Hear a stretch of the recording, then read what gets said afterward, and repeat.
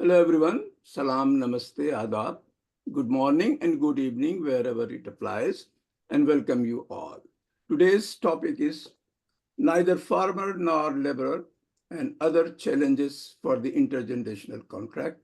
I believe it is on social and labor issues for basically marginalized people, or maybe I'm not very sure, but see how Professor Patricia Jeffery takes it. She is the Emerita Professor of Sociology at University of Edinburgh.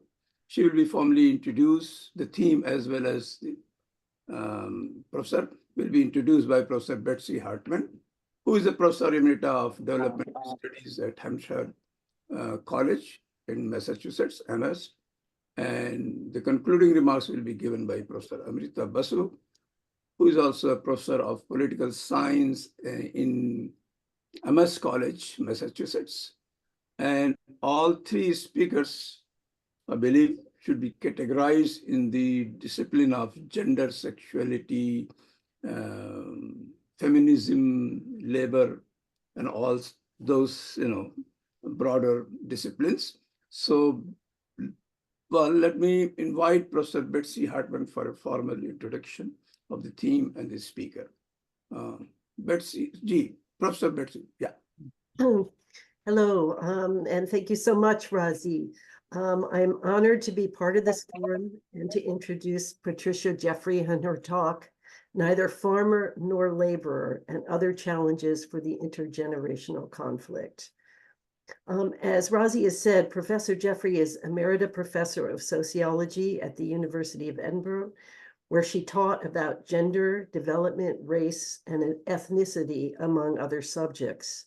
Since 1970, she has conducted field work in various parts of South Asia, focusing on gender politics, social demography, childbearing, and education and its links to women's status and demographic change. Her many publications include the books Migrants and Refugees, Muslim and Christian Pakistani Families in Bristol, Frogs in a Well, Indian Women in Purda, Labor Pains and Labor Power, Women and Childbearing in India, Don't Marry Me to a Plowman, Women's Everyday Lives in Rural North India, and Confronting Saffron Demography, Religion, Fertility, and Women's Status in India. She is now completing 2 book manuscripts that, while addressing contemporary issues, draw on over 4 decades of ethnographic fieldwork in a Muslim village in rural Western Uttar Pradesh. Her other professional activities have included membership of the Joint Committee of South Asia of the Social Science Research Council and American Council of Learned Societies, the Economic and Social Research Council Research Grants Board, the Medical Research Council Global Health Faculty of Experts, and the British Academy South Asia panel. She has done consultancies on reproductive and child health projects in India and Pakistan, and has served on the technical advisory group for the PATH Oxytocin Initiative. She has also acted as expert witness on behalf of immigration and asylum appellants in the UK and chaired the British Association for South Asian Studies. So this list of her accomplishments, however, doesn't do justice to the major impact Professor Jeffery has had on so many scholars and students of South Asia in general, and rural India in particular. I count myself among them. With her keen interdisciplinary eye and talent for encouraging people to tell her their stories, she has opened a window on the complex interplay of gender, class, caste, and religious systems from the family and local level to the institutions of the state. She painstakingly reveals how dominant forms of economic, social, and political power in India work to curtail the rights and opportunities of those at the bottom of the social ladder while favoring and enriching those nearer to the top. Professor Jeffery's work also gives us the tools to challenge widely accepted assumptions found in the national and international health, development, and population fields. Today, she's going to share her insights from the two books she is working on. The first, tentatively titled Contextualizing Demographic Change. The second, Improvising Lives, which are based on field work she has undertaken from the year 2000 on. In both books, she complicates mainstream understandings of concepts such as the demographic transition, the youth bulge, the demographic dividend, old age dependency, and the intergenerational contract. She illustrates how reproductive and child health policy interventions that may sound good on paper can do and play out very differently in practice. They also have long-term implications. For example, the Indian government's past coercive sterilization drives, which in many cases targeted poor Muslim communities, have made Muslims in Professor Jeffery's study area understandably reluctant to adopt sterilization as a birth control method, though they use other methods.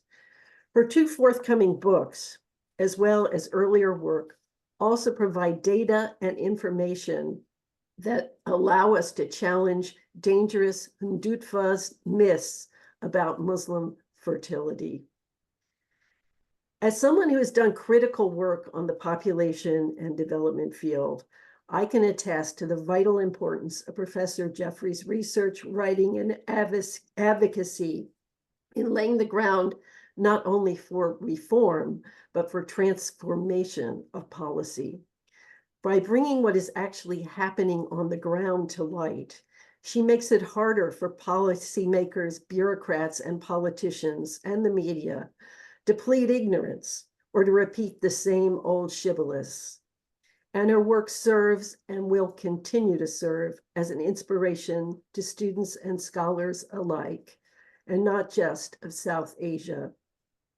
Reading over her outlines for these two books, I was really struck by how the interdisciplinary methodology she has developed over 4 decades of field work should be taught everywhere.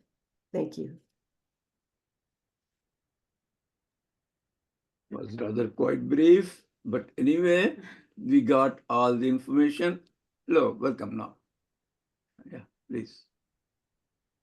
Well, thank you very much indeed, and that was a fantastic introduction. I don't know what I can say after that, but anyway, I'll carry on and say what I was going to say. I'll share my PowerPoint if I can manage to do that without too many glitches.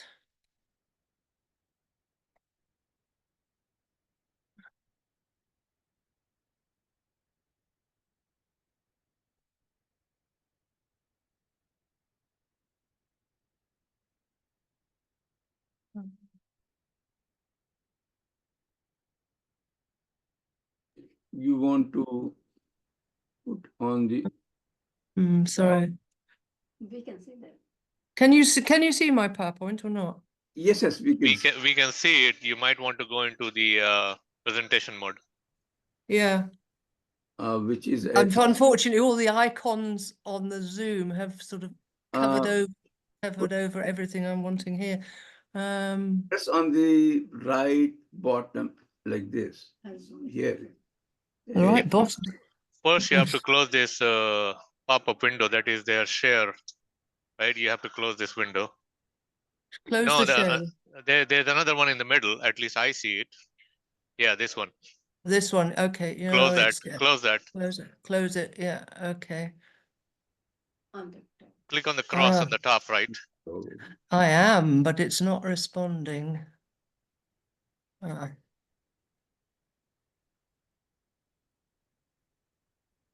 Actually, what shall I start again? See if I can do it again.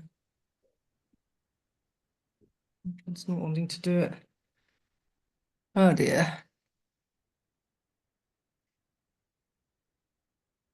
Oh, this is my Microsoft telling me to behave myself, and I'm not. It's not responding. It's asking you to log in, actually. I know, but it gets into a muddle when I do that. I'll stop share and I'll start again. And sorry, I'm really sorry about this. No,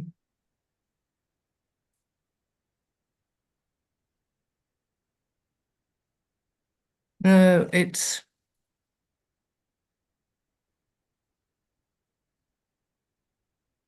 You want me to share it? Yeah, I think it might be this. I can't kill off the Microsoft thing. There, that's better. Thank you. Yeah. Okay. Okay. Right. We're a going concern, are we?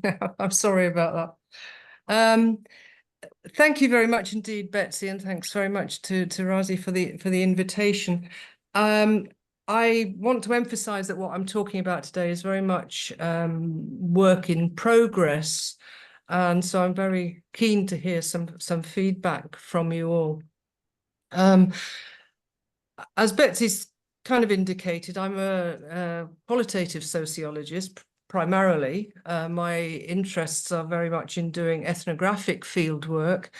And that over the years of working in the particular village I'm talking about today, over 40 years, I think it's enabled me to get some understanding of the specifics of that locality, to build up a degree of trust with people whose engagements with outsiders, particularly the state, have not always been very happy, and to try and understand how they understand their lives and the wider world that they inhabit.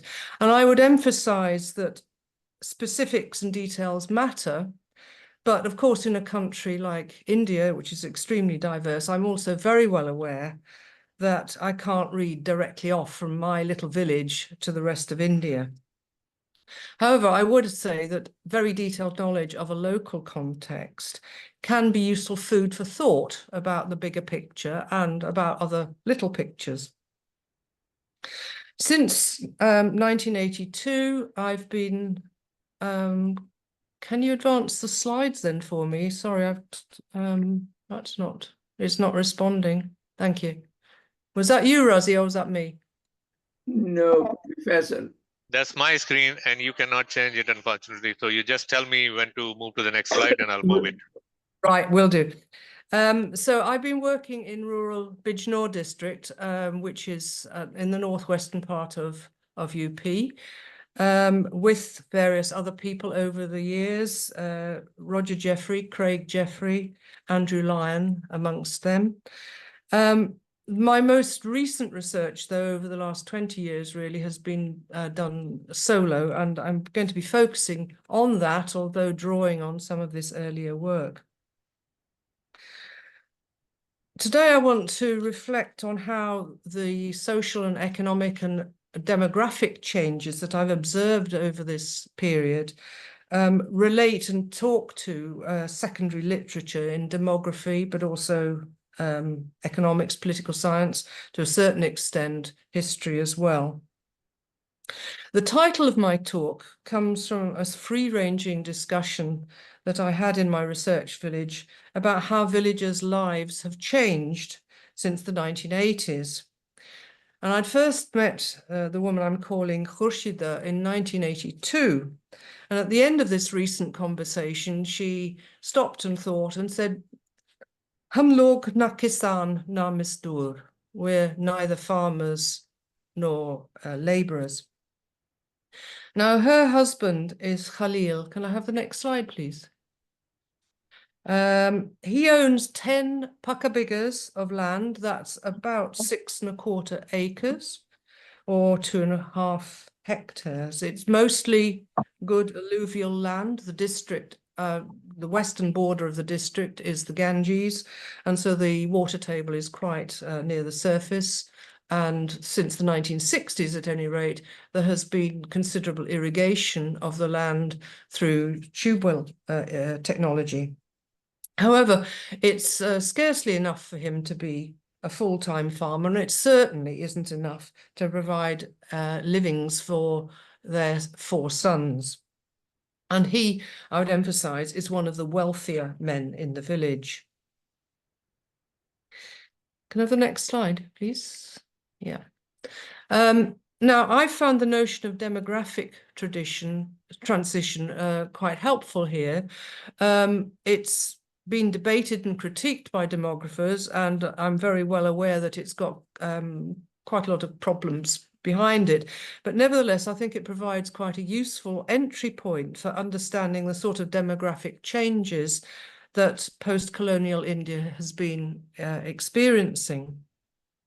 In brief, it's a shift between a situation in which there tends to be high fertility and high mortality, and where much of that mortality is child mortality from communicable diseases, through a phase of declining child mortality, and that decline might result in from various sources like improved sanitation and water supply, or improved medical supplies, or immunization programs, or a lot of other things.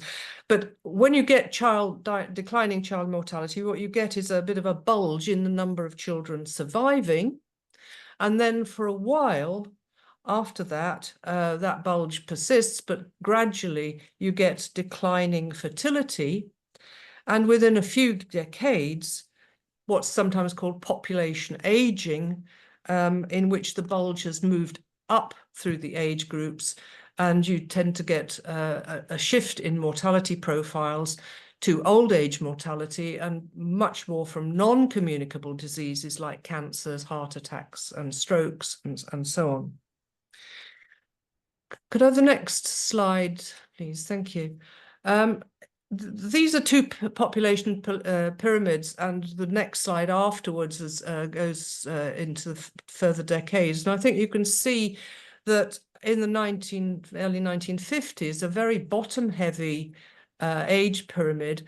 And I don't want to detain myself too much on these pyramids, but just notice on the left-hand one for 1951, quite a steep fall off between the very bottom cohort, that's the 0 to 4-year-olds, and the children above that, reflecting that India at that point was very much at the early stage in the transition of having very high child mortality. By the time you get to the 5 to 9-year-old cohort, there's been quite a loss. It's not that there's a sudden rise in fertility, but it's a loss of children at that point.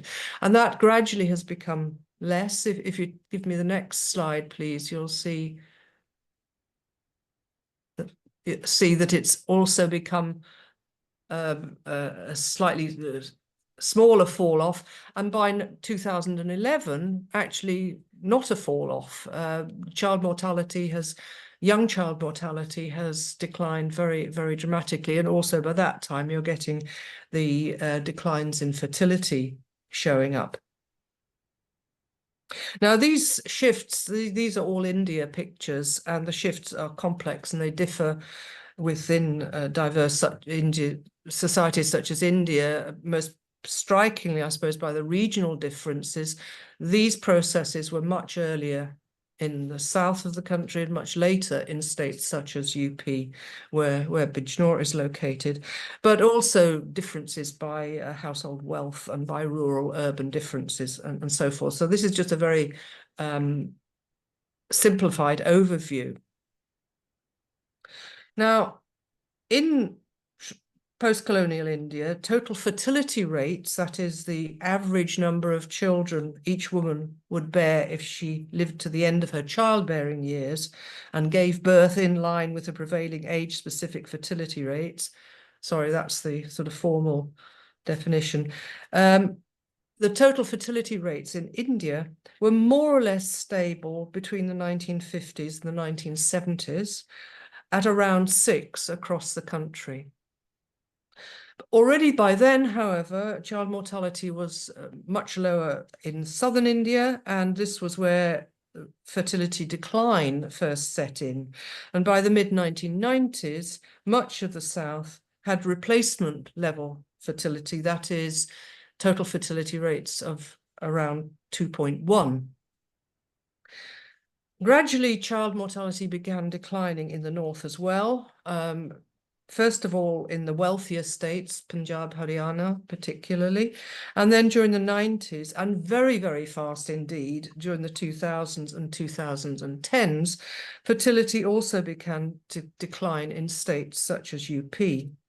By 2020, the total fertility rates in UP were slightly above replacement level, some 15 years after that level had been reached in much of the South.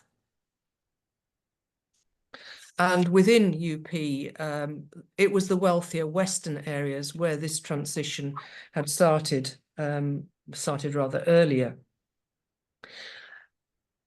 As you've no doubt picked up from my choice of pseudonyms, I'm talking about Muslims, and indeed all the residents of the village in which I focused my most recent work are Muslim. As I'm sure you're fully well aware, much of the academic literature and especially the political discourses on Muslims in India tend to focus on their differences from a largely Hindu mainstream, which itself becomes often homogenized, wrongly so, in these sorts of discussions. Now, my position is rather different from that, in that I would emphasize how diverse Muslims in India are and how in their day-to-day lives, their livelihoods, their demographic behavior too, they tend to be much more like their immediate non-Muslim neighbors than they are like their co-religionists in other regions.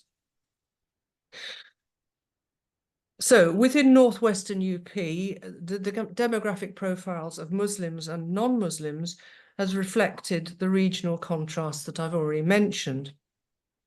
That said, however, for various reasons, among them the legacy of the emergency and the emphasis then and subsequently on sterilization, fertility began declining slightly later among Muslims in UP than among their non-Muslim neighbors. However, that said, during the 2000s and 2010s, the decline in fertility amongst Muslims was much more rapid than was going on amongst Hindus, largely achieved using spacing methods such as condoms and also combi packs of mifepristone and misoprostol for early and generally self-administered medical abortions. By 2020, there was just a whisker of difference between Muslim and Hindu total fertility rates in UP. And for Hindus and Muslims alike, what is sometimes called the wanted fertility was under replacement level. People might want that, but they don't always achieve it because things go a bit wrong. But I think it's an indication of the similarities of the demographic ambitions, if you like, of people like the villagers I've worked amongst. Now, as I've suggested, the demographic shifts that have left these traces on population profiles are different in different parts of the country. The timing has been different. Similarly, how these demographic changes have intersected with social and economic changes engendered by economic liberalization have also been highly variable. And that then implies that there will be distinctive challenges for how households ensure their well-being over time. So could I have the next slide, please? A framework that I find useful here is the intergenerational contract. Now, it doesn't refer to a formal legal contract. That's not what we're talking about. It's an informal social contract between the generations in which each individual's engagement with the contract changes over time. You start off as a newborn having the entitlement to be a dependent child. As you grow older and enter the working ages, you then acquire obligations to be responsible for children, the people younger than yourself, and for the elderly. Now those obligations can be met primarily within the household, as is typically the case within contemporary India, or indirectly through the levying of taxation off working members of society, and thereby funding healthcare services, social care, education, and so forth. And there's obviously some of that going on in India, but equally the care, particularly the care of children, young children, and of the elderly, is very much based within the household. And then eventually, as you become more old, you earn the entitlement to be a dependent elderly person. Now, precisely how that works out on the ground is highly variable. Clearly, the relative sizes of the cohorts don't stay the same. And if I can have the next slide, I think you can see fairly starkly. This is the most recent one, is 2024. And we're back to the one on the left is 1951 again. And you can see the shape of the population is very, very different. You've got a bulge there in the 20s to 30s and 40s sort of age group, and not a bulge at the bottom. It's a growing number of elderly, but it's still a minority of the population. Now, I guess all of us are rather familiar with the notion of an aging society, in which the bulge due to greater child survival that occurred several decades ago has reached old age. There's often in such aging societies an anxiety about old age dependency if the smaller cohorts following on from the elderly are too small to support them. Much of Europe, the long-term consequences of China's one-child policy. And I was just reading an article in the Guardian this morning on the looming demographic crisis of falling fertility, which said that in Japan, the sales of incontinence equipment in Japan were higher than the sale of babies' diapers, which is an indication of their aging population. And of course, in much of South India, the population pyramid has shifted upwards far further than it has at the All India level. In the decades before a society becomes an aging society, however, there's likely to be a large cohort of people in the working ages, the not yet elderly, and those who are already beyond childhood. This kind of demographic profile has given rise to discussions in countries such as India about the possibility of being able to reap a demographic dividend. Could I have the next slide, please? Yeah, and that's when the large proportion of the population is already in or is about to enter the working ages, and where there are, for a limited period, substantially more people in those age groups who are no longer children, but not yet elderly, who can support those smaller cohorts of the young coming behind them and the elderly. Now, as the demographic shifts outlined above indicate, the demographic profile of much of the Gangetic Plain is not that of an aging society, but of one in which the bulge is still young. And indeed, the secondary literature often alludes to a youth bulge. It's this youth bulge that's been entering the working ages later than it has, for instance, in the South. Just to put a more specific label on this, in the village where I worked, the numbers of births plateaued during the 1990s, and then they began declining in the 2000s. And this has translated into a profile in which about half of the village population is aged under 30 by 2020. So a very bottom-heavy population in terms of its age. Now, a further crucial distinction here that needs to be drawn is between the pattern of fertility decline amongst Muslims in northwestern UP compared with Hindus, and particularly upper caste Hindus. And that is that Muslims have very rarely indeed turned to sex-selective abortion. For those of you who know some of the history of this region, you know that parts of Haryana, Punjab and northwestern UP were infamous in the 19th century for their extremely masculine sex ratios. And that skewing has lived on right into the 21st century and is very characteristic in northwestern UP. Most recently, that has been achieved by sex-selective abortion, which I've suggested earlier, Muslims don't really appear to be using at all. And added to that, there's been a long history of not only slightly lower child mortality amongst Muslims, but of a less gender-biased child mortality. So in other words, the youth bulge amongst Muslims in northwestern UP is not only somewhat younger, but also less masculine than it is amongst Hindus in the region. Well, does any of this add up to a demographic dividend? Can we have the next slide, please? Thank you. Well, I would say it's very unlikely.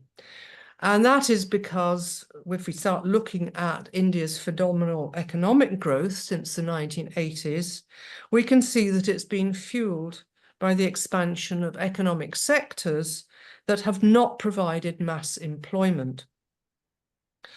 Not for nothing have some economists talked about jobless growth and even job loss growth. And UP is particularly has a particularly poor record of job creation, although less so in the western districts where UP is than in the much poorer eastern areas. So basically, in UP, there's been a head-on collision between its youth bulge and an economy that simply can't absorb the young people continuing to enter the working ages and endeavouring to enter the world of work. In other words, the demographic dividend can't happen when large numbers of people in the working ages are completely or partially dependent themselves, and adding to the numbers of dependents over and above the young and the old, whom, in terms of the intergenerational contract, they ought to be supporting. But of course, a blanket generalization is not really very helpful and obscures how access to such good jobs as there are is very skewed. And that, I'm sure you're all aware, is particularly in favour of well-connected, wealthy, educated urbanites or the children of large landowners who really don't exist in Western UP, where in rural households, most of the families, Hindu and Muslim alike, are facing considerable problems getting their sons into jobs. One of the ironies of increasing child survival has been the refragmentation of land holdings as sons inherited from their fathers. And this has become increasingly difficult to sustain rural households within the rural economy, with farms no longer viable and also no longer needing to employ much non-family labour. So there's a huge need for non-farm employment just at a time when that employment is in very short supply. Additionally, for young rural Muslim, there are specific challenges. I'm not meaning just overt and direct discrimination, though that undoubtedly goes on. I think the story is essentially one of institutional or structural factors which end up doing them down in the labour market. For one thing, the siting, quality and affordability of formal schooling adversely affects all rural children, but Muslim children in particular are likely to have poorer access even to rural schools. On the job market, there is a serious oversupply of applicants and reliance on sifarish and rishvat, or as people sometimes say, source force, in allocating jobs. And that de facto puts young Muslim men at a disadvantage because their networks don't tend to contain many people in positions where they can exert influence to get jobs. And add to that, accompanying the economic policies associated with economic liberalization, there's been a lot of business-friendly and anti-trade union government interventions, which have borne down heavily on the already marginalized within the labor force. Most recently, of course, demonetization, which people vernacularly know as Notebandi, and the GST, or the Goods and Services Tax, in 2016 and 17, were not, I think, I may be wrong, but I don't think they were overtly designed to be communally biased, but it's fairly clear they're likely to have had that sort of effect, given the sectors of the economy in which Muslim workers have been most concentrated. So what you have is a picture of young Muslim men who've had to rely very largely on their local kinship networks, and that has tended to result in the perpetuation of concentration of Muslims in particular employment sectors outside the village. So daily commuting has increased. Some men are getting jobs within the region and can come and go every few weeks. Some have migrated to distant cities like Mumbai, Pune, Chandigarh, Delhi, and they can come home infrequently. And as of yet, penny numbers of men have had temporary contracts for work in the Gulf. Wherever these jobs are, however, few men have obtained secure, well-paid employment. They're mainly in urban manual work, sometimes in skilled artisan jobs, and often, for want of anything more secure, in self-employment. Let's turn back to Khalil and Khurshid. If we could have a look at the next slide, please. I'll tell you about them. Now, I want to emphasize they're among the better off couples in the village.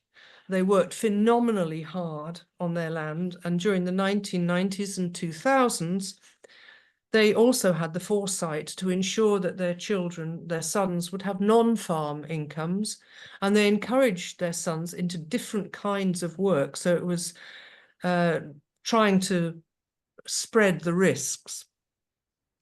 And by 2020, not one of them was a farmer.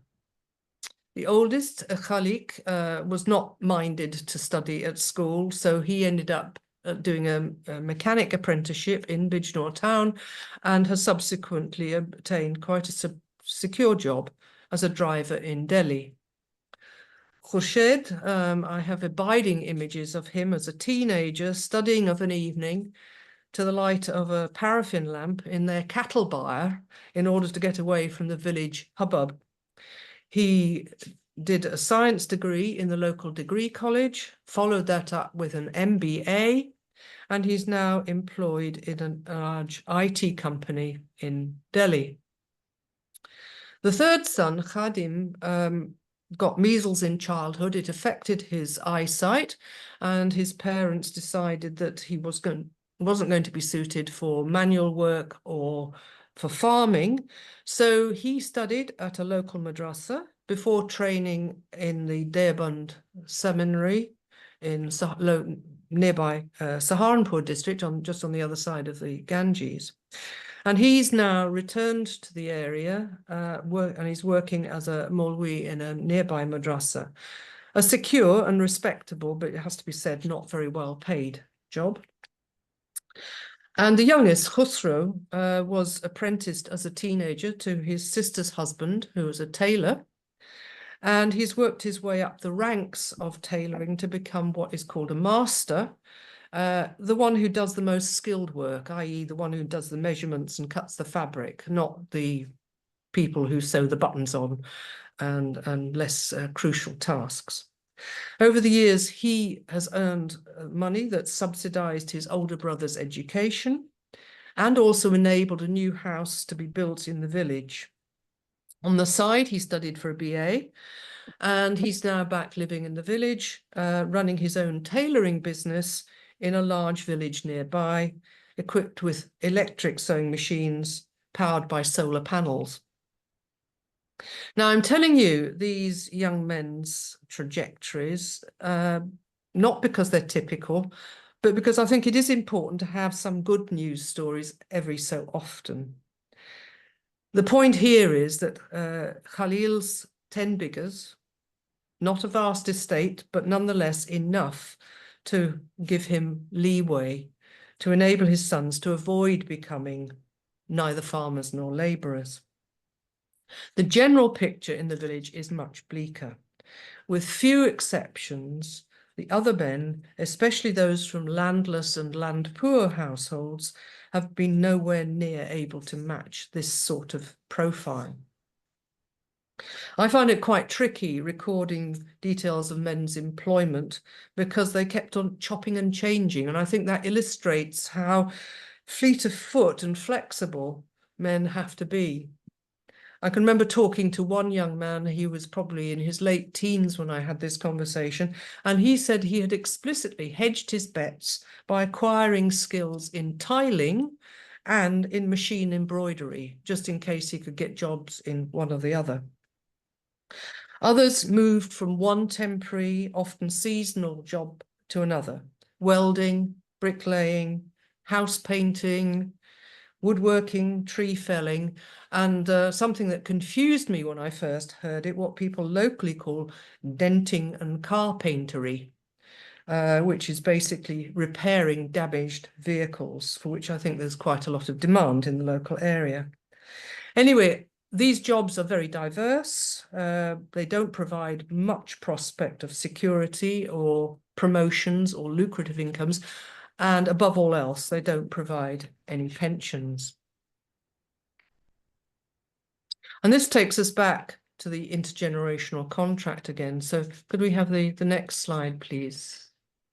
Thank you. For parents to benefit from the intergenerational contract as they age, their sons have to get married and daughters-in-law must arrive. And yet parents are also responsible for ensuring that their daughters are as well placed as possible in marriage.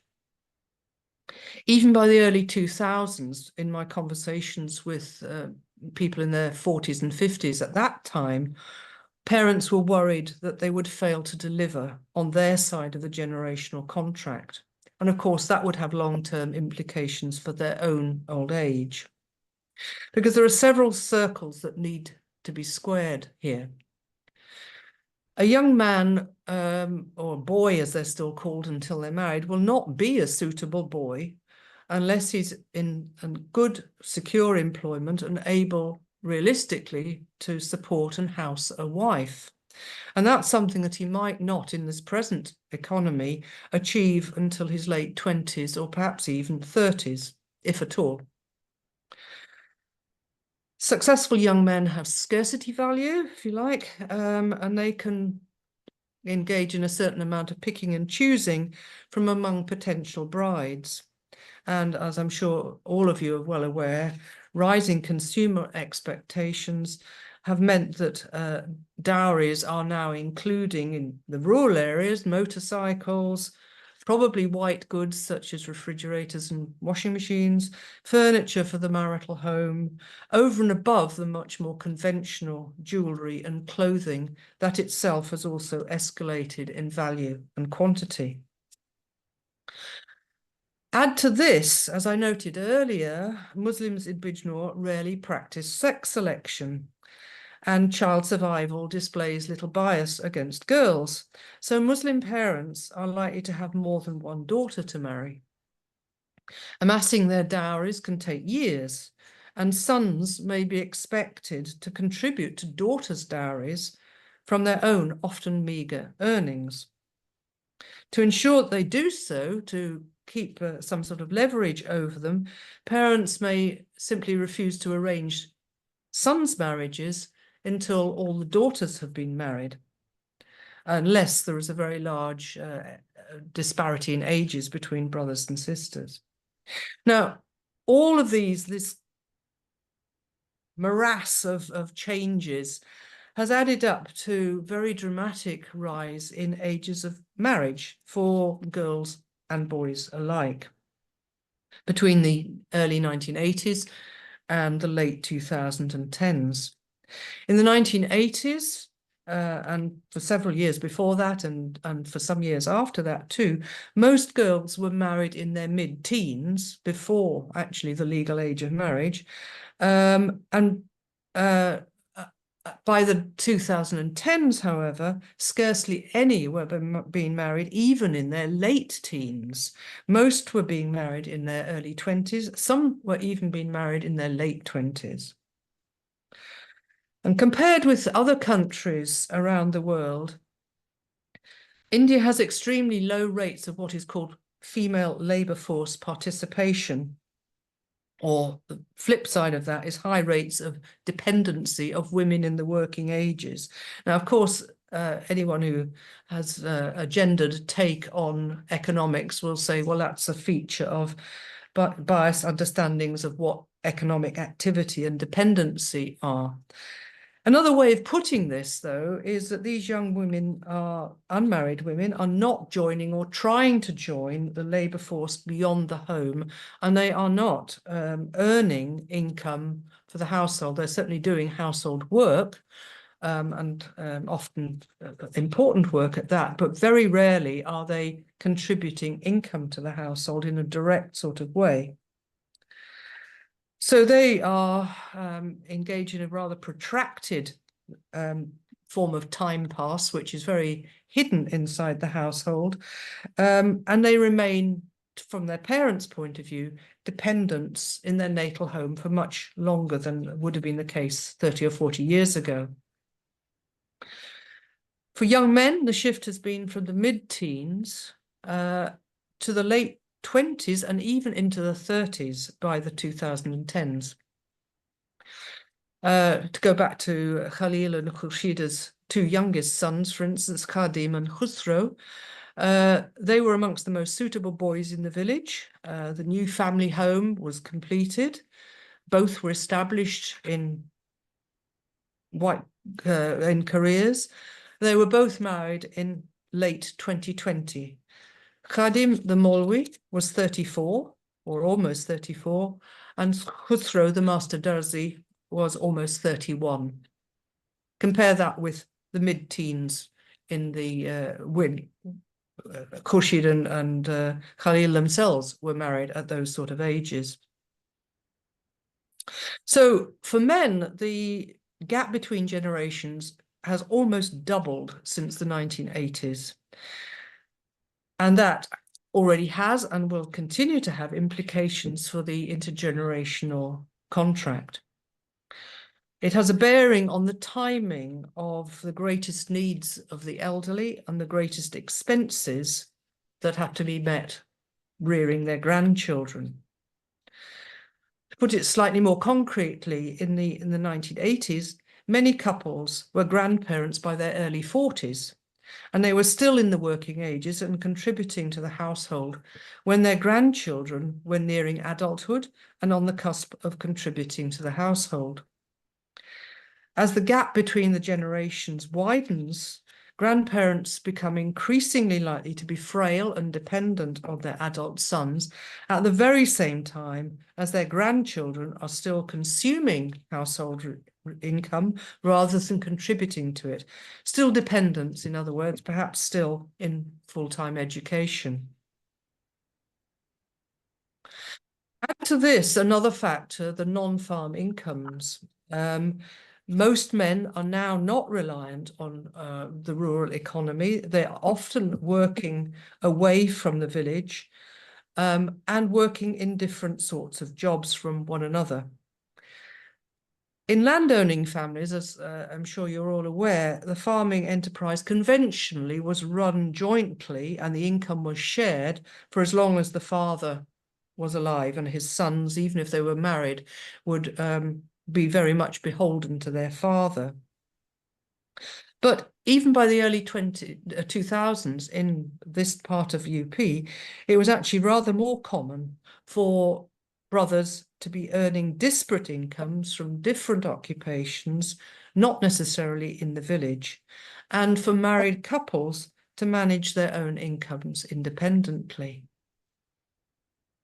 And this sets up, I think, a series of consequences, which I'm entitling vulnerabilities. On the one hand, spare a thought for the squeezed middle generation, having to contend with intergenerational responsibilities upwards to their parents and downwards to their children. Going at it from a different angle, spare a thought for the older generation. They can't any longer hope to retain control over joint resources and enterprises. Their sons are generally in different kinds of non-farm jobs, different incomes, often not in the village. And their sons and daughters-in-law are likely to be focused downwards onto their children's needs. So there's an increasing number of stools between which the older generation, and I would say particularly older women, can fall. Just what is going to happen for elderly people if their sons can fund their medical expenses only if they take their own children out of school, or reschedule their children's weddings, or delay house improvements? Whose needs are going to prevail? Now, it's important, very important, that I emphasize that villagers don't deny the obligations entailed in the intergenerational contract. On the contrary, most of them aim to complete their responsibilities, and if only after a fashion, with a lot of juggling and jugaad and compromises, they mostly manage to do so. But there are other considerations which can compound these sorts of complexities and vulnerabilities. All too often, households are very, very close to the wire, with little capacity to recuperate in the event of crises. And these crises can seriously rupture people's expected progression through the generations. Here, I'm thinking of job losses, accidents, ill health, untimely deaths, amongst others. And added to that, of course, we're talking about a context in which there is a very, very meagre social safety net beyond the household. Without adequate pensions, state or occupational, without free healthcare, old age security relies almost exclusively on familial support and the repayment by sons of their debts to their parents in what is a very challenging economic environment. When a couple's children are still young, if one of the spouses dies, this sets up a different set of vulnerabilities. It can have desperate implications for widowers, and especially for widows who are left with children who are too young to earn. And for those children themselves, for the youngest generation, their schooling, employment, and marriage prospects might all be compromised if their parents fall ill, have accidents, or die. Now, such vagaries can affect any rural families. They're the sort of unexpected crises that come often seemingly out of nowhere. But additionally, I would say that given the location of Muslim men in the labour force, they are especially badly placed to withstand these crises. Added to that, we can turn finally to communal politics. For Muslims, both in UP generally and within the locality where I've been conducting my research, all of these potential tragedies have been exacerbated for many years by the overarching vulnerability simply of being Muslim in India's current dispensation. Whether we think about de facto or intended communal bias in government policies, or of hate speech, like Muslims are infiltrators or termites, or of cow protection and love jihad vigilantes, Muslims in contemporary North India have to live in a situation of physical insecurity. I was doing my last fieldwork in 2019, 2020, and at that time the Citizenship Amendment Act was very high profile, and that put a question mark over Muslim citizenship and their very entitlement even to live in India, as well as sparking communal violence and anti-Muslim brutality, including some ghastly episodes in Bijnor town and the wider district, which I think were not very widely publicized at the time. People were very preoccupied with the Shaheen Bagh sit-ins and so forth. Add to this, within weeks of all of that, came COVID-19, and the government imposed COVID-19 lockdowns, which disrupted villagers' lives, from their ability to earn to whether they could provision their households with foodstuffs, from school closures to the interruption of reproductive and child health services, amongst many other consequences. Add to this, that affected other people, of course, but add to this, for Muslims, the accusations that they were waging a corona jihad, a purposeful attempt to infect Indian society with corona. And this itself also rendered Muslims even more vulnerable to the economic, educational, and health challenges posed by the pandemic. Yet despite the major demographic shifts that I outlined earlier, including the now really very tiny gap between Hindu and Muslim fertility, demographic myths about Muslims' fertility have persisted. And as I'm sure some of you will have remarked, during the 2024 election campaign, Modi himself peddled these long-lived but coded demographic myths about unnamed, unpatriotic people who have too many children. Unfortunately, everyone knew what he meant, but as I hope I've shown, he was very wide of the mark, as most of these myths had been forever and a day. I'll leave it there and hope to hear some interesting feedback. Can I have the final slide then? Thank you. That's a rooftop view of the village. Yeah. Wonderful. Wow. Such a natural and true picture of Western or entire UP, I guess, anywhere you can find it. I belong to Eastern UP. All right. So, thank you so much. Now let's hear the concluding remarks by Professor Amrita Basu, and then after that we will have some question and answer session. Yes. Hello.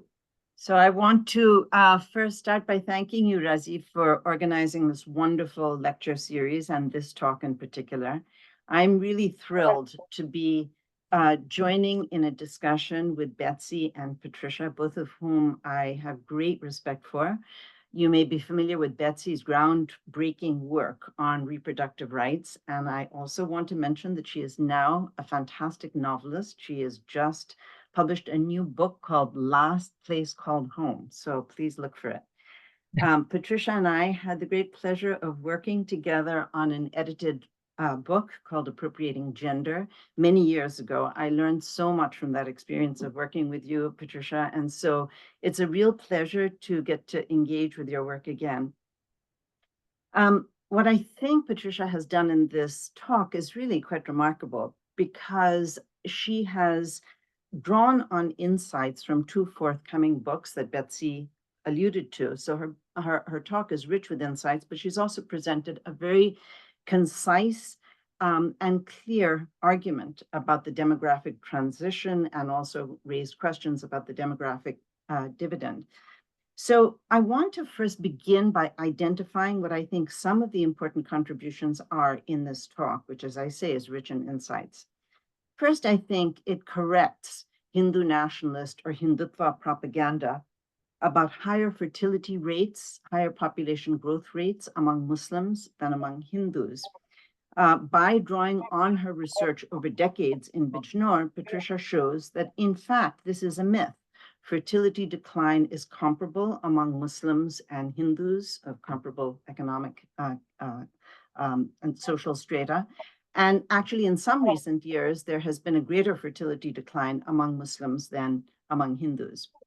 A second, I think, absolutely crucial point, again, given Hindutva propaganda about Muslim misogyny, is that Patricia finds that sex-selective abortion is much greater among Hindus, particularly among upper caste Hindus, than it is among Muslims. Furthermore, she shows that gender-biased child mortality rates are higher among Hindus than among Muslims. So I just want to pause on these 2 points, and I say that I think that both of these points need to be publicized and popularized more because they provide such an important antidote to the current political dispensation. A third point she makes, which I think is important, is that rates of unemployment are actually lower among Muslim than among Hindu men. But Muslim men remain dependent on family members because of their inability to find jobs. Fourth, the point that I was really taken by is the way she calls attention to the plight of the elderly, and particularly the plight of elderly women. And I think this is an important point because there has been in the past in India a tendency to valorize India's treatment of the elderly. There's been a tendency to demonize the mother-in-law because of her treatment of the daughter-in-law, which I'm not denying the truth of that in some circumstances. But I think we need to devote more attention also to the growing vulnerability of elderly groups, particularly elderly women. And then a fifth point that I think is invaluable is the way in which her talk underlines the absence of social welfare schemes, the absence of social safety nets, which make families so reliant on kin networks at a time when they're facing jobless economic growth. So I think these contributions are huge. Let me now turn to my questions. So my first question, actually, this is a question in 2 parts, has to do with this concept of an intergenerational contract in India, the notion that a contract exists and this contract is coming under strain. And so the first part of my question is, I would love, Patricia, for you to explain this contract a bit more. I understand that you said that this contract is not a formal legal contract, but I still wonder whether contracts are often based on people exercising choice and entering into them. Do all members of the family, struck of different generations, different genders, enter into this contract to support one another? How widespread is kind of acquiescence or acceptance of this contract? How do we know that there is an acceptance of this contract?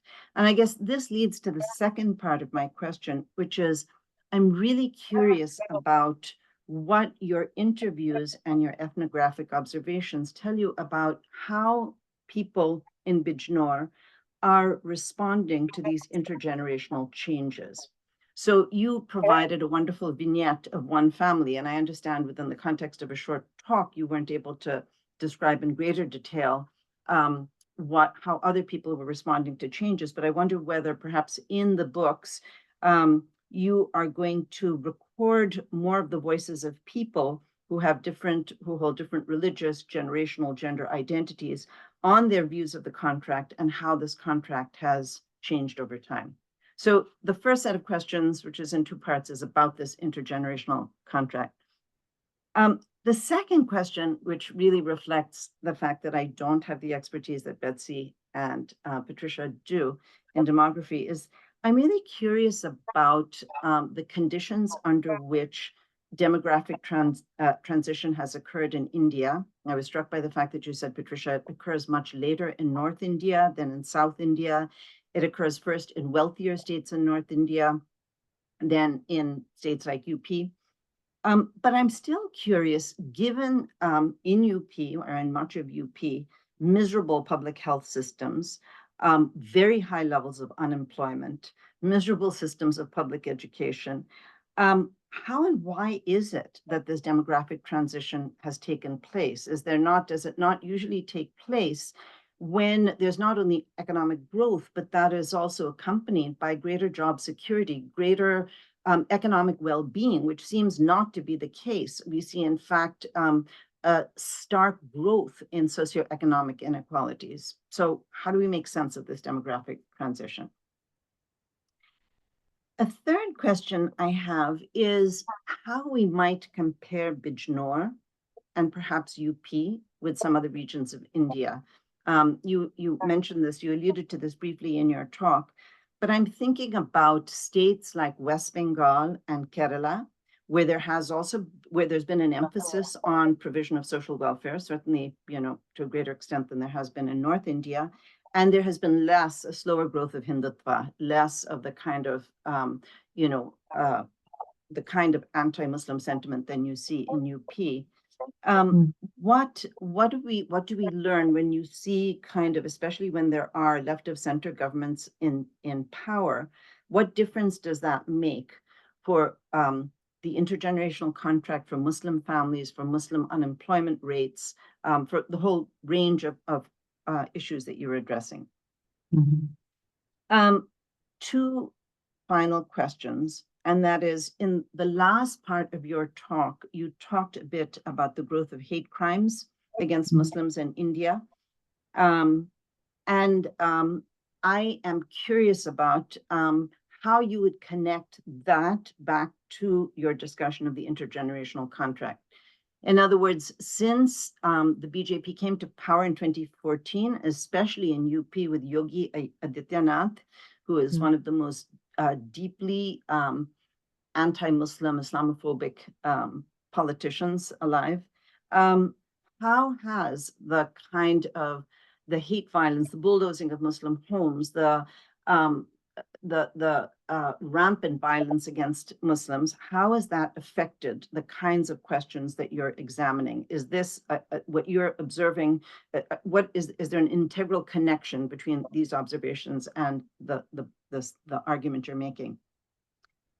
And then my final question is, I guess I've just been thinking about what the policy implications are of your talk. There seem to be so many I can think about.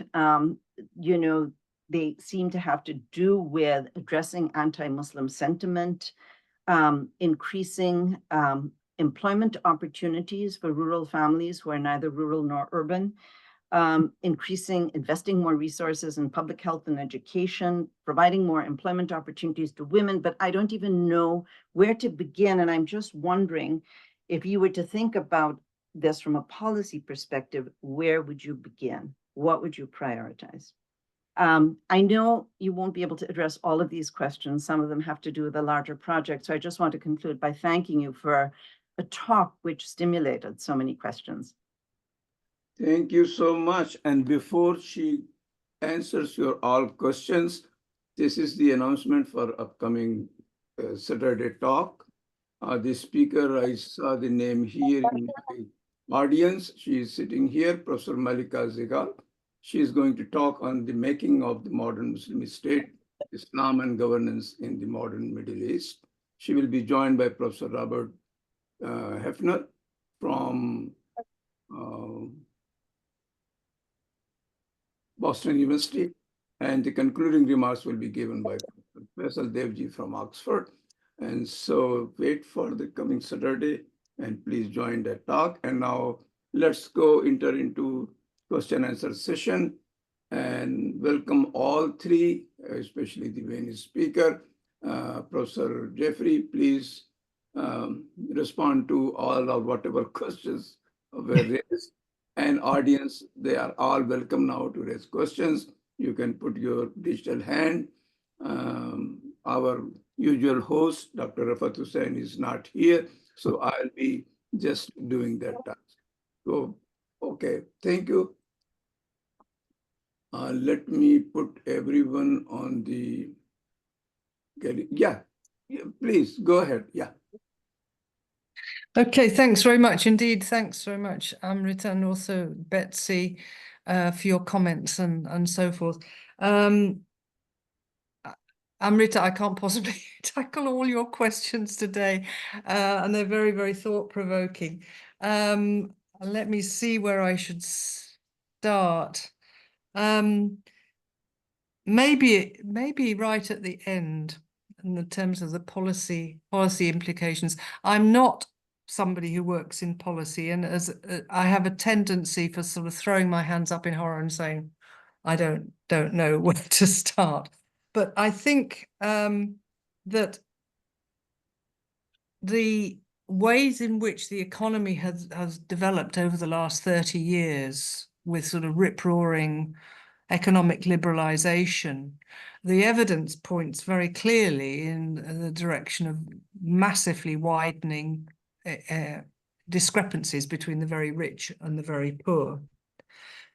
Now, this is probably totally pie in the sky, but I would like to see something done to deal with those, to redistribute the resources. India has got a lot of resources, and they could be redistributed, whether through effective reform of land ownership or property ownership, or through social services like in health and so forth, and education.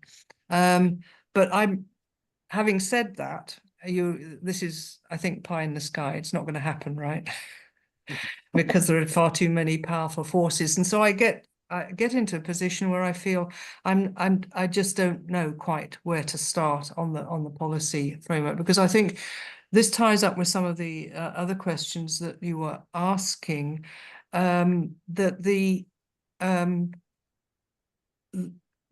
regional and other differences in the demographic changes that have taken place, I would link back primarily to not primarily to health services, though they're important, but to how social organization, economic organization worked out. And places like UP and I think all the more so Bihar, you had very high traditional levels of inequality, a heavy concentration of wealth at the top end and immiseration at the bottom. And immiseration means, amongst other things, that people don't have enough to eat. They don't have enough money to provide good housing for themselves, and that means things like toilets don't get built. And ill health, particularly children's ill health, which is where the most of the mortality had been located, is very much from diarrheas and fevers and so forth, which are due to poor sanitation. So until you have either household level or state-sponsored investment in those sorts of things, you're not likely to get declines in child mortality. So that might be a more promising area to start off with, in more in the public health area.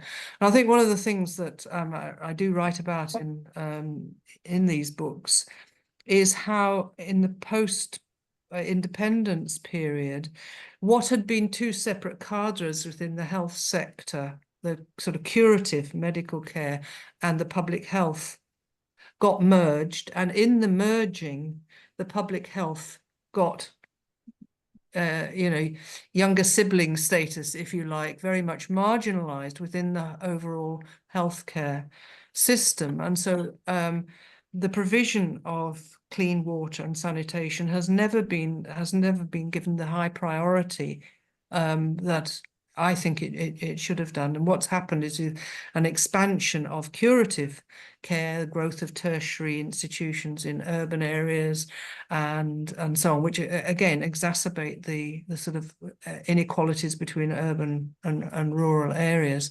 So I think if you're going to push me to ask where I would be starting, it would be at remedying the sort of economic inequalities which make it very difficult for people to sustain healthy lives for themselves.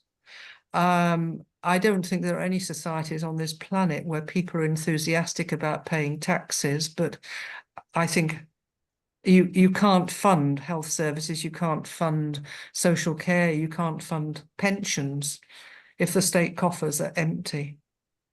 And I would certainly put an emphasis on this. So I'm not answering your question at all clearly, because ultimately my answer is I really don't know where to start. I think it's enormously difficult, and I think that what I will be exploring in the second of these books is very much how households try and do this themselves. Because there isn't anything else. If they don't do it themselves, then nobody else is going to do it for them. And that then takes us back perhaps to the intergenerational contract and some of the things that you are asking about that. In my experience in the village, and I do know who's been born in the village and who's moved out and gone away, and there are one or two cases of men who've just vanished into the blue and have not looked after their elderly parents.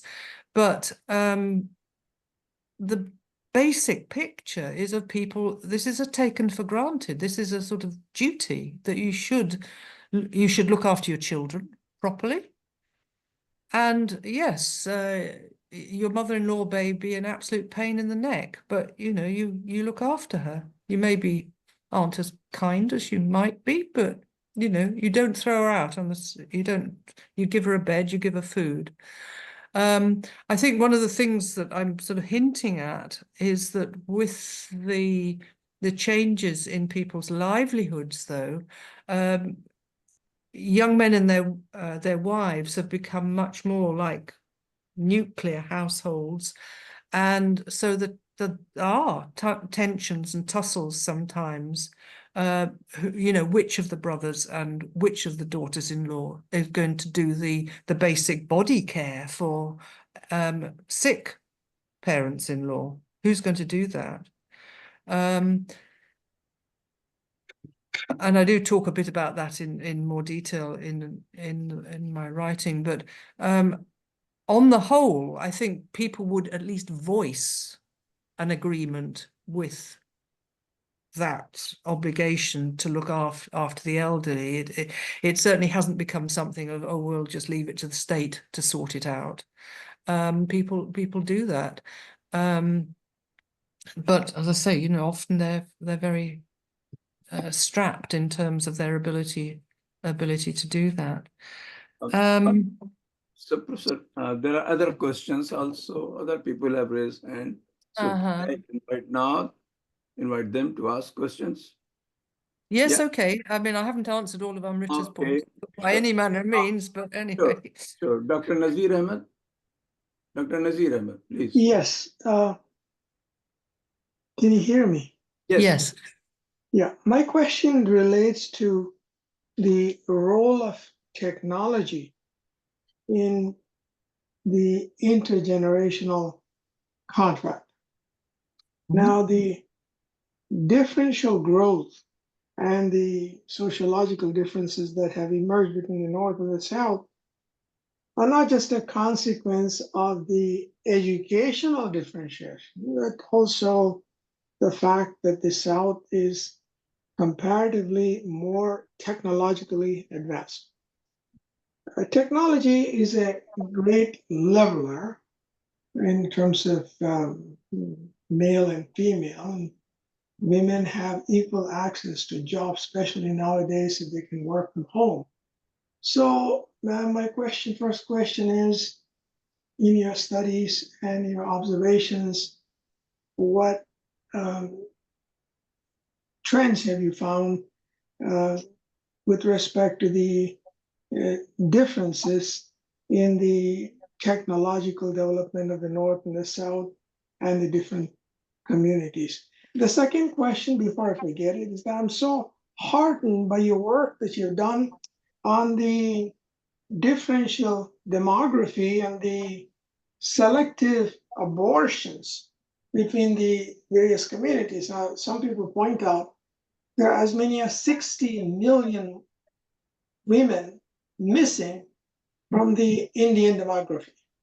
whether they're Hindus or Muslims do not matter. But the fact remains that, say, between Kerala and Punjab, there is a huge differential in the gender demography, and to the extent that this selective abortion is more prevalent in certain religious groups, may have a quantitative impact on the relative demography of the various religious groups. Has that been done, the quantitative evaluation of this selective abortion in various different communities? Latter point, I hope I've got you right here, but I mean, certainly if you go through into the demographic literature, if you go into census material and things like that, you can certainly look at stuff on child sex ratios, for instance, which are one not terribly good indication of sex selective abortion, because obviously there's going to be child deaths still going on to some extent. Part of the problem is that vital registration, even with the National Rural Health Mission, which supposedly has not supposedly, has actually improved vital registration, but even their demographers, I think, would say that it's not complete. But on the basis of this sort of slightly weak information, it is very clear that child sex ratios are quite strikingly different amongst different groupings in parts of North India. I have to say I haven't really looked in detail at the south, but in parts of Punjab and Haryana, these child sex ratios have been way more masculine than would have been expected without interventions. And within that, for reasons that I'm afraid I don't understand, maybe somebody here can enlighten us a bit, Sikhs stand out as absolutely the worst in this regard. Their child sex ratios are quite the worst in India by quite a big margin. Has anybody got any idea on that? I don't know. But Christians and Muslims tend to be the least masculine. Okay. Yeah. Does that even begin to answer what you're driving? Yeah. I mean, the demographers are paying attention to this sort of thing, but doing it, I think, on the basis of a lot of macro data, and that doesn't necessarily help you to understand the whys and wherefores of what's going on. I mean, I simply don't understand what it is about Sikhs, other than possibly that they are very wealthy farmers, and it's all part of a bigger strategy to limit their fertility very drastically so that their land doesn't get divided, and not to have too many daughters for whom they have to provide dowries. All right. So next question comes from Dr. Abdul Jabbar. Oh, okay. Yes, I haven't finished the other ones, but okay. Fine. Sorry. Okay. Please go ahead. Go ahead. Well, I was just thinking about the technology thing. I mean, maybe I can't really answer that in any great detail, but I would say certainly the connectivity of the villages where I've worked in North India is really quite striking. I mean, most households have smartphones nowadays, and so they are accessing things. They're working. For instance, they're able to access information. Those of them who are involved in any sort of agricultural work, they're able to access the wholesale prices for grain. Men who work, for instance, there are quite a number of men who migrate from this part of UP to Pune and get involved seasonally in tree felling. They have these sort of WhatsApp type of contacts with the contractors there. But I would say also that a number of households in the village don't allow the women to have access to these phones. Okay. So I'm not quite sure how much of a leveler it It necessarily is, and certainly in terms of employment, I mean, Khalil and Khurshid's son, who has the IT job, is an absolute outlier. There's nobody else in the village who has earning their keep in that sort of way at all. Does that answer what you're saying? It does. Thank you. Thank you very much. Yeah. Okay. Thank you. Yeah. Let's move to the other questions. Dr. Abdul Jabbar. Yeah, before I ask a couple of questions, probably there are few on the chat. I think who is that? Okay. Thank you for your generosity. So, I see Srikant Chopra. Srikant Chopra. One second. There are too many. Yes, Srikant Chopra says, question number 1. I think there are too many questions. You should be brief also, because you have to, you have to respond to many other questions. What are the differences between Southern Indians, UP, for this lag in transition from agri economy to gradual industrialization? Second question, what about new health, food, and support programs? Third, too many questions. Third, how in India experiences differ than other societies over the last 150? So you can just blend into one, especially about South versus North, I think, UP versus South. From agri economy. I mean, I have to admit to a certain degree of ignorance about the agrarian economy of the South, but my understanding of the demographic differences relates to the colonial history, I think, because parts of Kerala were being ruled by rulers who were very much more gender friendly than the Brits were, right? And I think there were, a lot of their policies were very much more women friendly than had been the case in the North. But beyond that, I think, there was a lot of discussions in the sociology and anthropology literature about these regional differences, not just from a demographic point of view, but from a sort of kinship and household organization type of point of view. And there has been a distinction drawn between northern and southern kinds of kinship, which might lead you to believe, but wrongly so, that it's the a haven of wonderful gender friendliness down in the south and not in the north. I'm not saying that, but I think relatively speaking, I think the position of women in the South has tended to be rather better than in the North. But I would complicate that picture as well, because I think a lot of the stereotypes of what goes on in the North don't actually work for Muslims. I mean, one of the things would be a North-South comparison would be where daughters are married. And conventionally, in many parts of the South, you had marriages amongst Hindus with quite closely related spouses. Most strikingly, the uncle-niece marriages in some parts of Tamil Nadu, where the incoming bride is already very familiar with her mother-in-law and her husband and so on. Now, in northern India, that is something that's very typically very different, that you marry your daughter to somewhere quite distant, to people who are not related to you.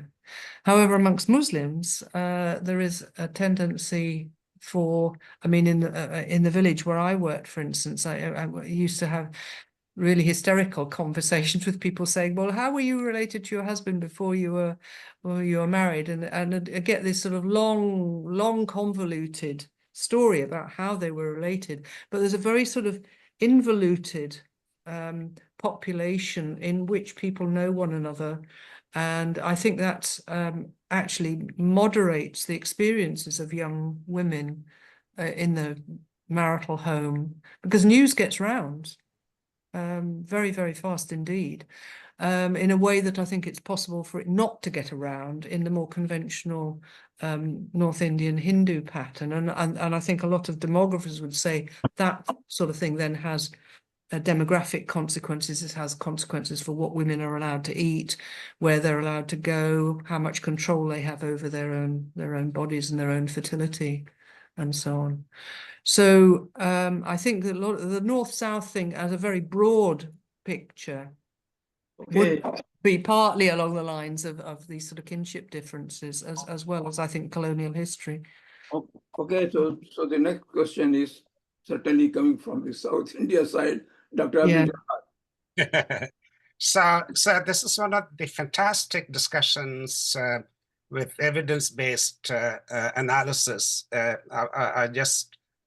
was so mesmerized by your data presentation. Thank you for that. So I come from Tamil Nadu, a village, Manikulam. I think maybe you alluded to where this is a case study with the Khalil family. This seems to be outlier in terms of you can categorize as a middle class. So what is how this particular population in Western UP, Muslims, has given importance to education? It's that's very important. I think in giving it, I speak from my experience coming from the rural part of Tamil Nadu. So education for me is a way out of poverty. So how much importance the society in that part of India has given for education. As another thing is amazing, I looked at the pyramid, the population growth from 1951 to 2024. There's an explosion of 1 billion people in the span of 73 years. I happened to be born in 1951. I'm one of those 364 million people, I think. So I think there's a remarkable, you created this. It's so good. Okay, let's. So I got very emotional when you describe the family, Khalil family, how they have really the father created a situation and a milieu for the family to prosper after his death. That's just, I think that's a comment. I don't know if there's any question in this one. I wanted to make that comment, and then thank you for that. Thank you very much.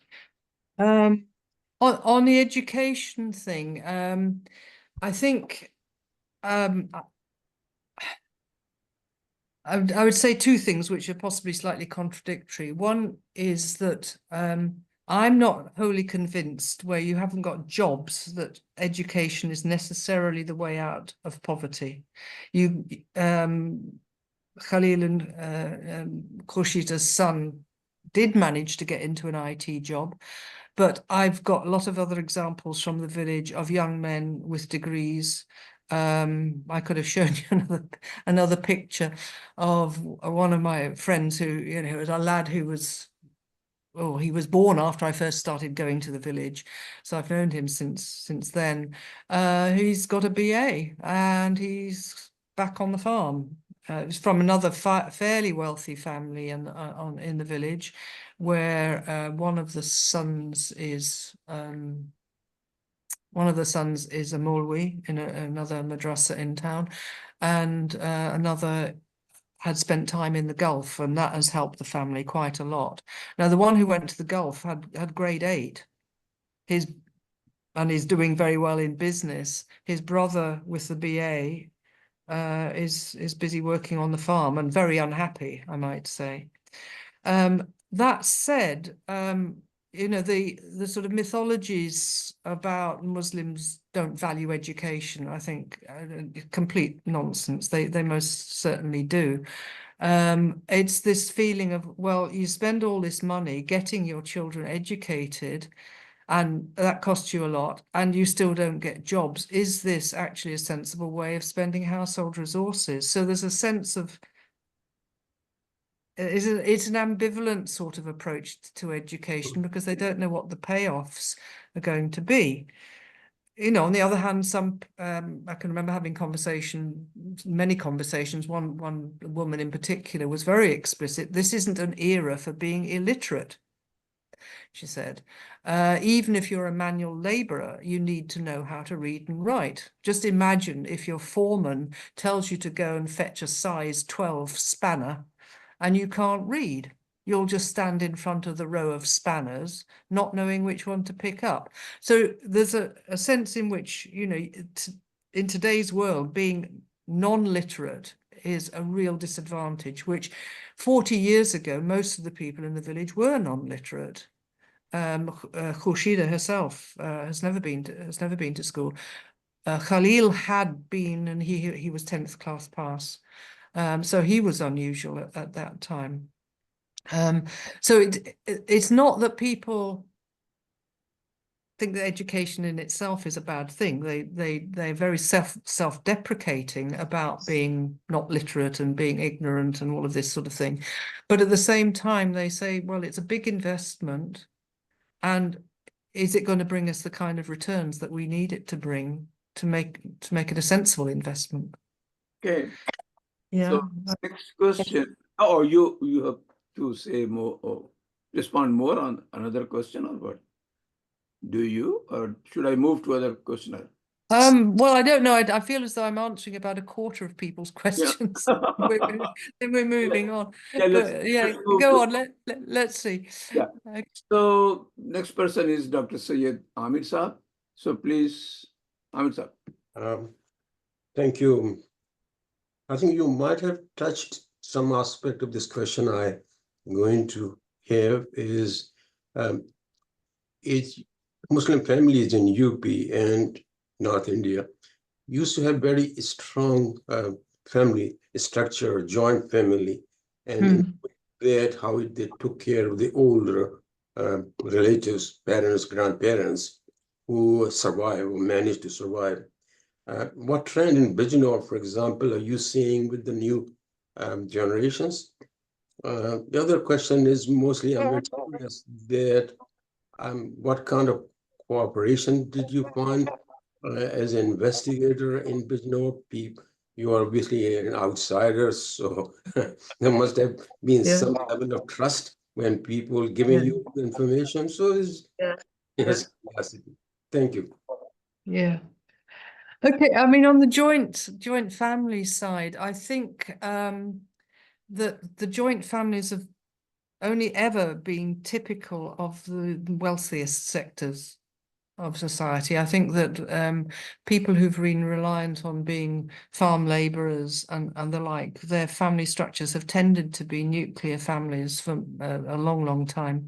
And I think what's happening now, and it's not unique to Bijnor. I mean, there's interesting work that's been done around the country on similar sorts of processes, which would suggest that nuclear households are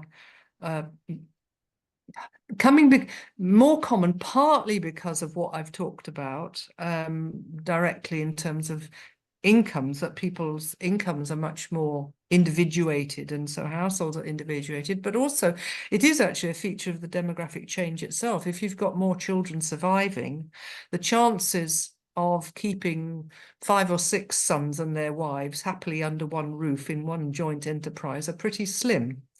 And so you tend to, what typically happens in this part of North India is that a new bride will move in and be joint with her mother-in-law for a while, but maybe if she's daughter-in-law number 2 or 3, the other 2 will be living separately. You know, so there's complicated reasons why you have joint families. It's partly if you haven't got land, you haven't got a farm, and you haven't got a joint enterprise, there's nothing to hold you together, really. Nothing to, the father hasn't got any leverage over his sons. So I think this is quite a common pattern, really, right across across India. Your last question. When I first went to Bijnor, it was 1982, and my project was focusing on what I called childbearing, pregnancy, women's experience of childbearing, pregnancy, and birthing, and so on. And it was not that long after the emergency, and actually, Khurshida, she laughs about it now, but she was one of several women who bolted and went inside her house and locked the door behind her when I first arrived in the village and started asking questions. She laughs about it now and says, you know, we thought we were terribly frightened of you because we thought you were asking questions about our children, and we made 2 + 2 and deduced that you were about to do another Nasbandi program. That's why you were asking about our children. So at first it was really quite difficult. I think one of the watersheds was about 3 or 4 months after starting my field work. A woman in the neighboring Hindu village was in labor. And this links up to my interest in oxytocin that Betsy alluded to. Oxytocin is a naturally occurring hormone that sets off uterine contractions and results in the delivery of a baby. And I'm not a medic, but I took one look at her and I thought this baby is lying horizontally across her midriff. I mean, it was a transverse breach, was not going to deliver normally. And the pharmacist at the local health centre had given her 1 injection of oxytocin and nothing, the child wasn't born. Well, obviously it wasn't going to get born. And he was about to give another one. And I said, hang on, have you examined her? And he said, of course not, I'm a man. And I said, well, even so, I think you'd better examine her because I don't think this looks good. And he did, and then he realized that the head was to one side. And it took me about 4 hours to persuade the family that she needed to go to hospital. They were petrified of going to hospital. And when I got there, I realized why, because they were very badly abused. But the upshot of it was that she had a live-born son. And that transformed the way people, even in the Muslim village, reacted to me because they thought, oh, she's not out to stop us having babies. She's helped us have a baby, so she can't be that dangerous. But it took time. It took quite a bit of time. And you know, there are 1 or 2 women who are still a little bit edgy. But, you know, by now, there's much more relaxed. And in fact, I was a bit nervous when I went back to do my recent field work because one of my key informants had died a few years earlier, and I wasn't too sure how her daughters-in-law would react to me because the youngest ones I hadn't ever met before. They'd arrived since my last field work, and so I was a bit nervous. You know, what do I do? And they opened the door and they said, "Oh, hello, come in. What do you want to ask?" I thought, well, obviously something has happened there. And they said, oh, she used to tell us such a lot about you and how you asked all these questions, and you know, we'll tell you, and you used to take all these photographs of us making dung cakes and things like that, so please come in and just ask whatever you want. Which is you know, a very privileged sort of position to be in, and I think one that is a reflection of the long-termness of my engagement with that village. I mean, you can't just walk off the street and start asking questions, but especially you went almost when there was emergency and Muslims. Yeah.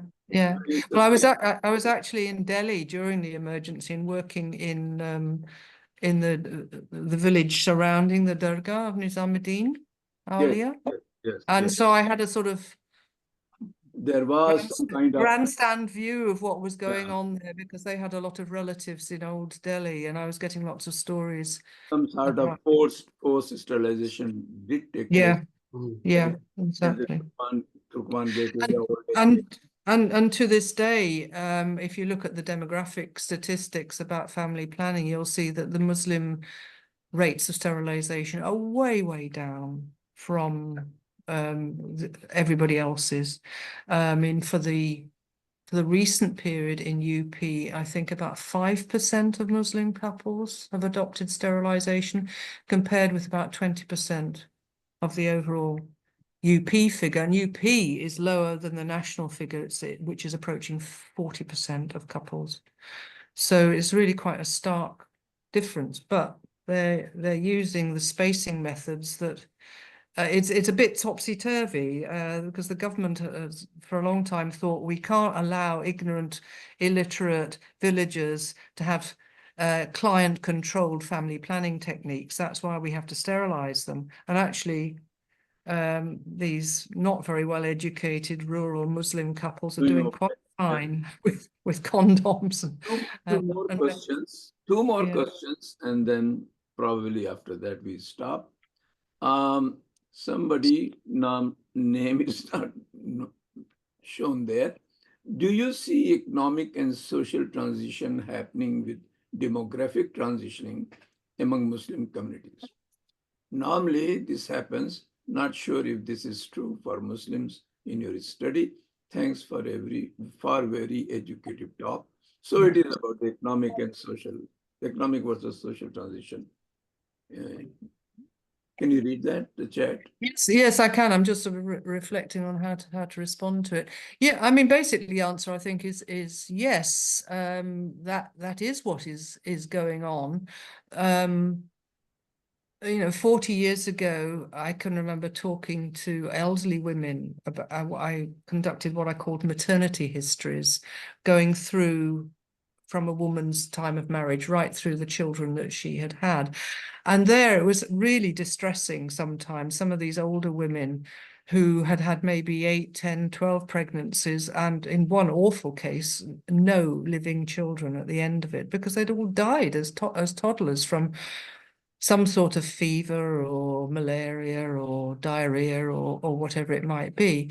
And now at the end of the 2020, which is the most recent fieldwork period I've been doing, kids are just not dying like that. I mean, there are still child deaths in the early neonatal period, but mostly, if you get past your first month, you're going to survive. And that is a huge, huge difference from what it was 40 years ago, where people had no sense that they could guarantee that their children would live.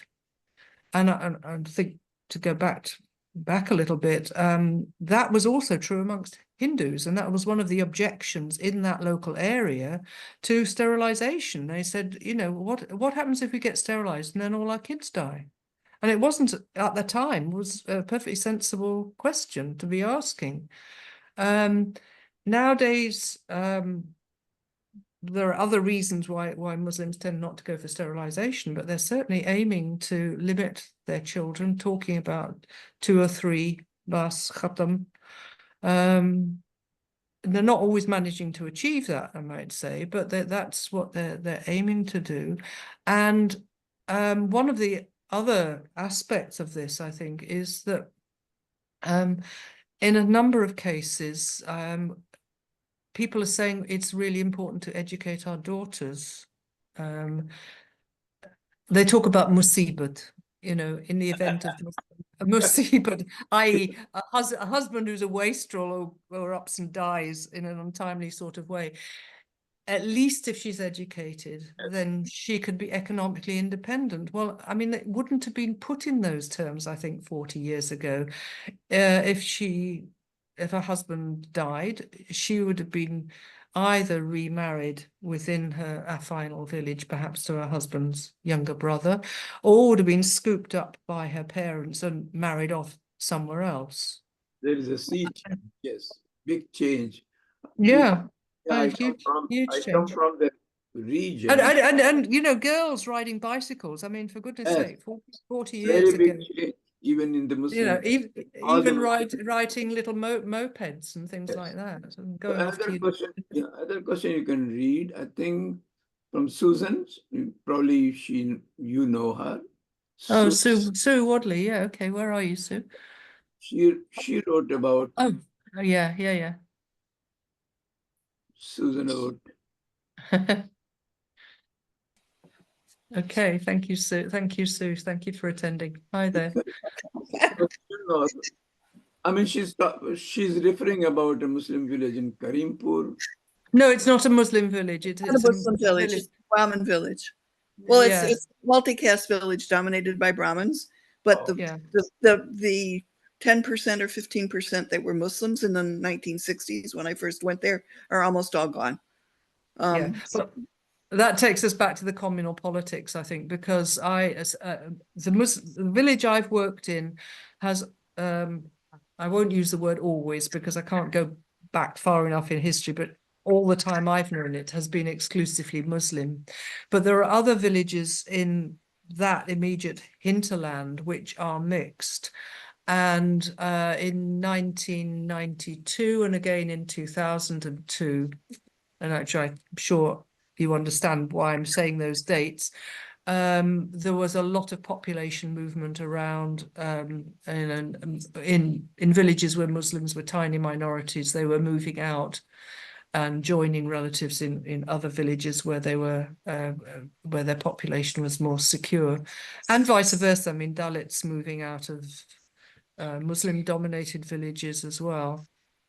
So I think, you know, that's another aspect of the uncertainties and instabilities of communal politics, and not just for Muslims, because it obviously has knock-on effects for other people as well. Can you reflect on another question, like from Eva? From Eva? Eva, okay, where's Eva? Hello, Eva.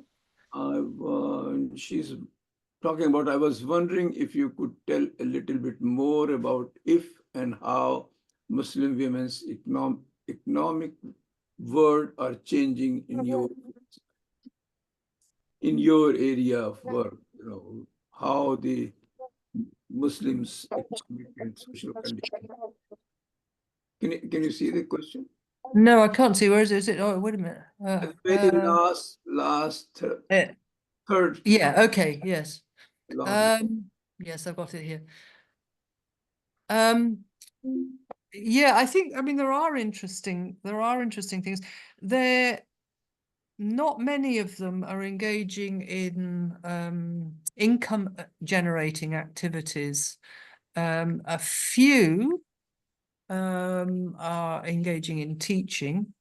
And then you've got people like ushers involved in the provision of healthcare locally. But I think what's happening is almost how to put it, almost a sort of transition to a more housewifely role. In as much as when I first went to the village, one of my favorite fieldwork sites was squatting in a patch of land outside the village where women were making dung cakes. It was a good place to get them on their own. And that is not happening now in the fields because people don't have enough land for that. And women are much more likely to be much more domestically based, actually, and spending far more time than they used to making sure their children's school uniforms are clean and smart, and their children's hair is combed and oiled, and things like that. Whereas before, I think they were much more engaged in family farming aspects of family labor, but that's gone. I mean, when the not gone, but it's much less than it was before, and with husbands away, that's also quite an interesting change. But they're not becoming more engaged in the labor market for the most part. There's a little bit of home-based stitching, tailoring, but for the most part, women are engaged in what we might call housework more. Some houses do still have buffalo and livestock, and well, that's the cultural scenario of the UP Muslim women. Usually, if you compare with the Muslims of Assam or Bengal or even South India, they go outside, they're engaged much work. Yeah. In UP, Bihar, this cultural, fabric is like that. They're women, unless they're in the city with the education, where Well, yeah, city all differently. Yeah. go teachers and doctors, or but in the villages, I don't think that they come out of the even houses. That's the cultural thing. But in the city, if you have done some Yeah. study, if you go any city in UP, any Muslim enclave area or a general area, you will find a lot of Muslims who are really Yes. quite educated girls, and they are Yes. Yeah. teachers, Yeah. yeah, that's things are like, very different in Assam, in Bengal versus Yes. Yeah. it's a culture thing. Dr. Abdul Jabbar, who was from Tamil Nadu, in his area, everyone is outside doing something really, whether Muslim or Christian. There's a big difference in demography. Well, I think it's also, the young men can't get jobs. So, where are the women going to get jobs? There are certain sort of niche jobs for women, like teaching in girls' schools and things like that. And there is actually in a neighboring village, there's a girls' madrasa, and there are some women teaching in that. But it's these if you can afford for your women folk not to be doing paid labor in the fields for other people, then you will either tend for them to be kept in the house, or they will be doing some sort of teaching or health related kind of activity outside. That's true for the Hindu families, upper caste Hindu families. UP, Bihar, if they are in villages, their women also or girls also don't go outside in the villages. They are not really doing anything. Only the lower caste, what you call Dalit and OBCs and all those women, they are the one who are in the labor force in the village area. But in cities, things change very much. Things very different in the city. I presume that your work is not covering the cities or urban sector. Yeah, Muslim enclaves are very different there. Yeah, that's absolutely. Very interesting, and I think we passed more than 2 hours. Must be very, very late and very tiring. It was quite engaging, and the only regret is because of the last week of August, summer, and partly because of Olympic, probably we are missing some of the regular audience and all. But it was very, very informative, very engaging, very learning a lot from this. I hope others have benefited from it. YouTube will be available after a week or so. Yeah, it will be in public domain. Thank you all three. Thank you very much. Thank you very much to everybody for your questions and feedback, and especially to Amrita and Betsy. Thanks very much. And to you, Razi, for the invitation in the first